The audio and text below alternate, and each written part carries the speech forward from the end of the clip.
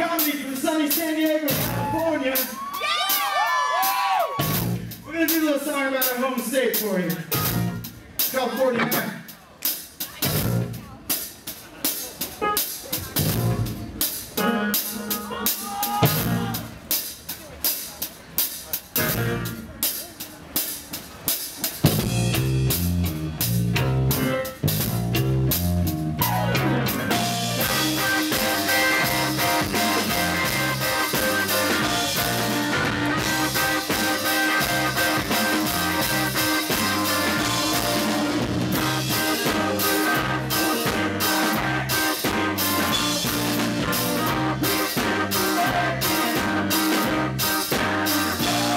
We're Josh and Jeremiah from the Silent Comedy. We're at Bunbury Music Festival, and you're watching Norse Media.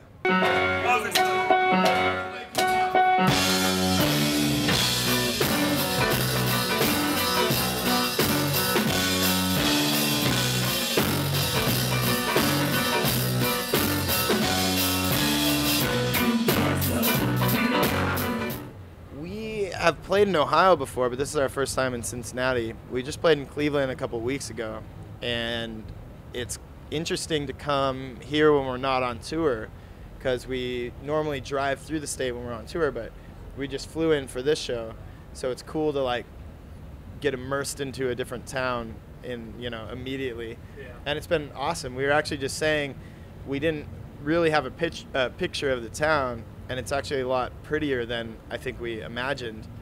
And I think the town gets a bad rap in the rest of the country. It's a much nicer city than I've heard.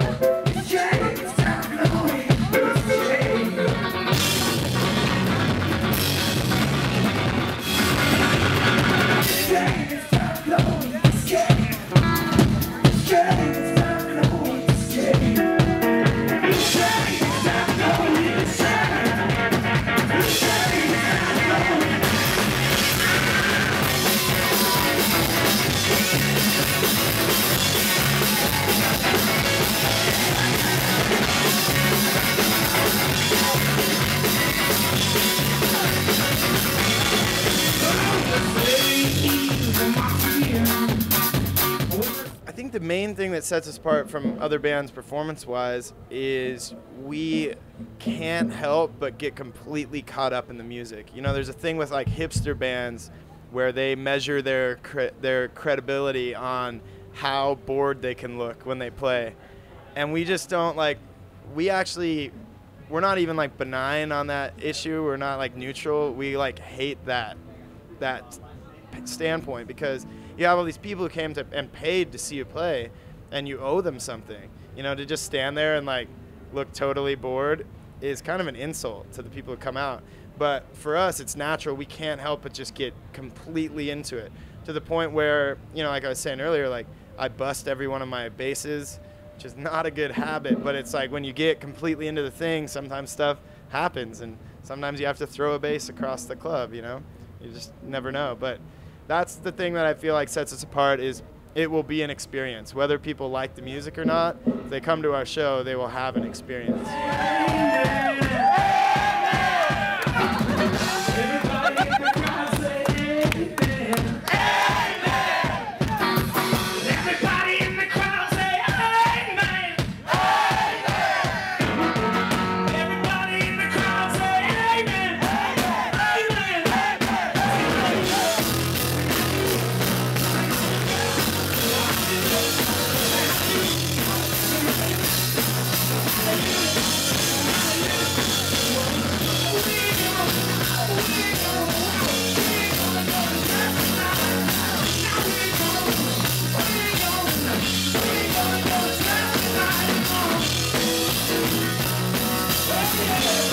Well, it's funny. We've we've traveled all over the world, the two of us, but we haven't been able to cross an ocean to play yet. We've played in Mexico, we've played in Canada, and obviously the continental United States. But I mean, so far, I don't. That's a tough question.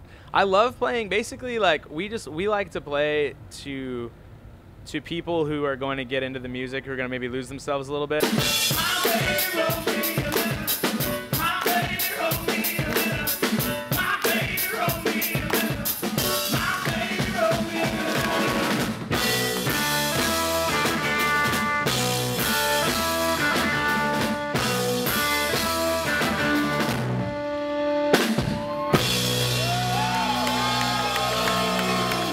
So we find that sometimes the big cities on the coast, especially New York, LA, to an extent San Francisco, or some of these places, there's a little bit of a jadedness that can happen if people aren't careful, and they can get a little bit too I've seen it all kind of a thing.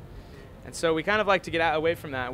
For years we would even skip LA, and we would play smaller towns north of LA just to play to people who were gonna get into it and maybe lose themselves in it a little bit more.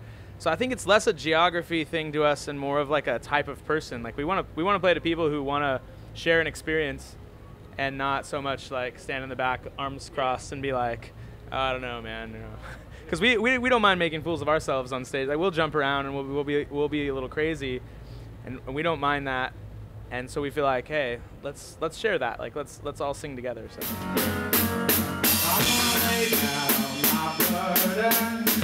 Down by the riverside, down by the riverside, down by the riverside, gonna lay down my burdens.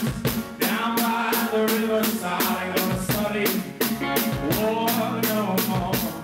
All right, let's sing that one. Gonna lay down my burdens. Down by the riverside, down by the riverside, down by the riverside.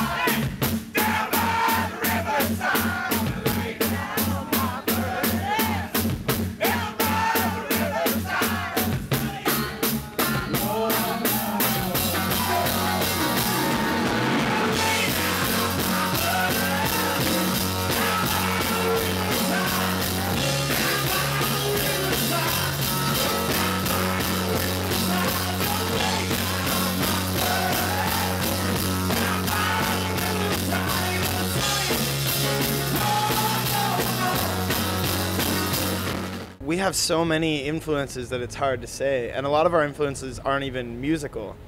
Some of them are literature and film related, and in some way that influences the music, even though it's not a sound per se. We like stuff that's so all over the map. I mean, we listen to gangster rap like a lot in our tour van, which you wouldn't necessarily think with our sound. But I think for the sound that we do, Tom Waits is a huge influence. And obviously older folk stuff, Bob Dylan, and songwriting-wise, for some of our softer stuff, people like Simon and Garfunkel and Cat Stevens. But then more recently, like Gogol Bordello, the Decemberists. There's a band that we actually extremely love that are Norwegian. They only sing in Norwegian, so they aren't known that much around the world, but they're called Kaiser's Orchestra. And that's a huge influence to us because they do a similar thing that we do. They meld folk music and kind of Scandinavian folk music with this kind of gypsy vibe with rock and roll, and put on a crazy live show, and they're super, super cool.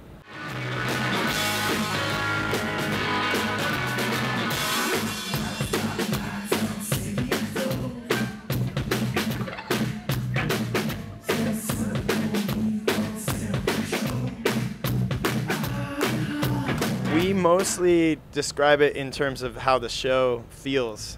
I just was telling someone at the airport, one of the Delta employees, about this. They were asking, and I said it's just rowdy. It's drinking music. If you like to have a beer and have a good time, you'll enjoy the show. And then genre-wise, I tell them it's like folk, rock, Americana, gospel, blues. It's kind of, the list could keep going on, but we just normally tell them what the show is going to be like so people aren't taken off guard. When we say folk or Americana, they have a certain vision of it, and then they show up and we're like smashing instruments and people are going crazy, and it's a little different than they would imagine.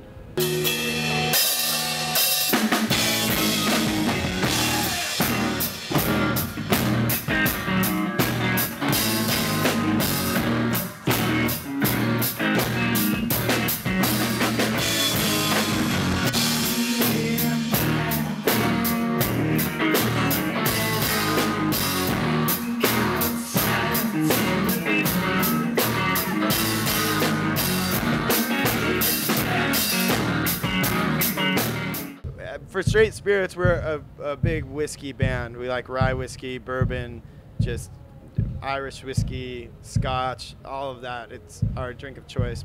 Let's talk about a tequila cocktail then. There's this drink. It's called a slight detour. What it is, it's tequila, but then the tequila is infused with peppers. But just the seeds of the peppers. You soak the peppers in the tequila for 15 minutes, and then you mix in some other stuff. There's lemon in there, and there's some citrus. There's some other things. But the peppers only give like the end of the tequila a little bit of that spice. So you take the sip of the drink, and there's all the flavor. You taste the agave, you taste the citrus, and then right at the end you get that little bit of burn, like spiciness. It's so good. It's hard for us to not talk a lot about drinks because it's a big deal. That's kind of a simple answer. Or we love beer, which is a really easy answer.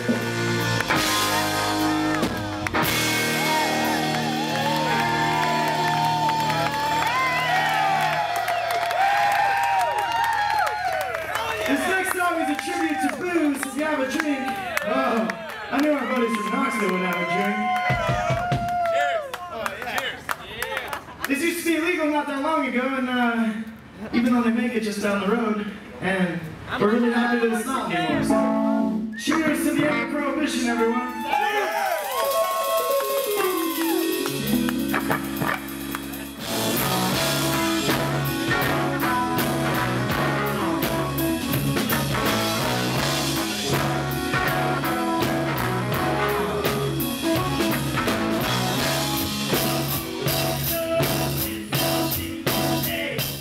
Really fortunate. We've done several licensing things of varying degrees of exposure, and having History Channel use a song for the Hatfield McCoy's trailer was really awesome because it exposed us to a group of people that didn't know about us before, and the show ended up setting records for viewership, and it's kind of a bigger hit than anyone anticipated, and so it's done a lot for us as far as getting the name out there. And what we found is cool is people hear one song, in this instance the song Bartholomew from our last record, and that's like an introduction to the group, and then people have gone online and found our whole back catalog and then like explore everything about the band, and so it's great. And for bands, being involved with like TV shows or movies is like the new radio.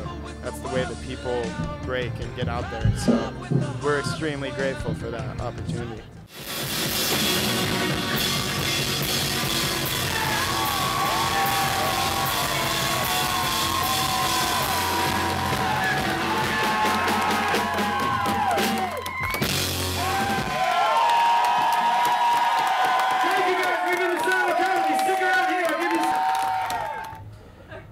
We're Josh and Jeremiah from the Silent Comedy, and probably shouldn't say that.